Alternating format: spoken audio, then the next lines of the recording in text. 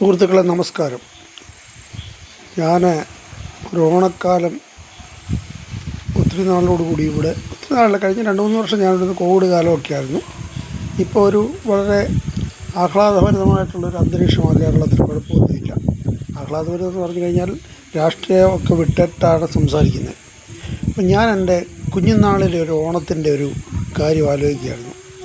നമ്മുടെ ചെറുപ്പകാലത്തൊക്കെ ഈ ഓണത്തിന് ഈ അവധി കിട്ടിക്കഴിഞ്ഞാൽ അന്നൊന്നും വീടുകളിൽ ലൈറ്റ് പോലും ഇല്ല, ഇലക്ട്രിസിറ്റി ഇല്ല. ഈ നമ്മൾ മണ്ണെണ്ണ വിളക്കും പാട്ടവിളക്കും ഒക്കെ കത്തിച്ച് വെച്ചാൽ കഴിയുന്നത്.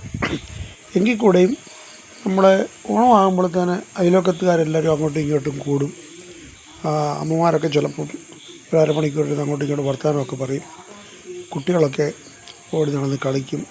അല്ലെങ്കിൽ അന്ന് നിലാവെളിച്ചത്താണ് കാര്യം സ്ഥലങ്ങളൊക്കെ ഉണ്ട് ചുമ്മാ കിടക്കുന്നത്. ഇപ്പോൾ സ്ഥലങ്ങളുണ്ട്, പക്ഷേ എല്ലാം മതിൽ കെട്ടി തിരിച്ചിരിക്കുക. അതുകൊണ്ട് കുട്ടികൾക്ക് ഓടി നടക്കാനൊക്കത്തില്ല. അപ്പോൾ അന്നേരം നമ്മൾ അങ്ങോട്ടും ഇങ്ങോട്ടും ഓടി നടന്ന് പിള്ളേർ കൂടി കളി, ഊഞ്ഞാലാട്ടം, ഭയങ്കര തമാശകളാണ്.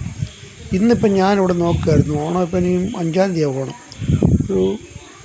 ഒരു റോഡിൽ പോലും ഒരു മനുഷ്യരെ എല്ലാവരും സ്കൂട്ടറിൽ അങ്ങോട്ടും ഇങ്ങോട്ടും പോകും, കാണാൻ പോലും ഇല്ല, ഒരനക്കവും ഇല്ല. എല്ലാവരും അവരവരുടെ വീടുകളിൽ അടച്ചിരിക്കുക. എല്ലാവരും ചിലപ്പോൾ ടി വിയുടെ മുമ്പിലായിരിക്കും. ടി വി കാണാത്തൊരു ടി വി ചിലപ്പോൾ ഓൺ ചെയ്തിട്ട് മൊബൈലിലായിരിക്കും. അങ്ങനെയുള്ളൊരു അന്തരീക്ഷമായി ഇപ്പം. അപ്പം നാട് മാറിപ്പോയി. ഓണം എന്ന് പറഞ്ഞാൽ എല്ലാം ഇപ്പം ചിലപ്പം ഓണത്തിന് ഉച്ചയ്ക്ക് ഓർഡർ കൊടുത്തു കഴിഞ്ഞാൽ വീട്ടിൽ സാധനം വരും. അതുപോലത്തെ അന്തരീക്ഷമാണ്. പണ്ടൊക്കെ നമുക്ക് ഓണമെന്ന് പറഞ്ഞു കഴിഞ്ഞാൽ ഒരു കിലോ വെളിച്ചെണ്ണ ഒന്നിച്ച് മേടിക്കുന്ന ഒരു സന്ദർഭം ചിലപ്പോൾ ഓണത്തിനാണ്. മറ്റത് ചിലപ്പോൾ 1 കുടമോ 2 കുടമോ വെളിച്ചെണ്ണയാണ് മേടിക്കുന്നത് വീട്ടിൽ.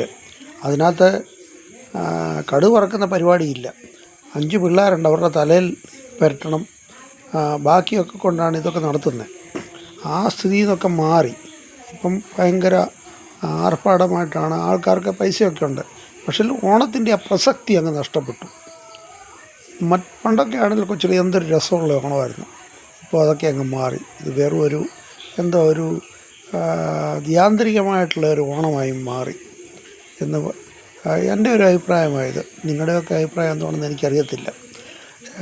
ഇത്രയും പറഞ്ഞുകൊണ്ട് ഞാൻ ഉപസംഹരിക്കുന്നു. Good night.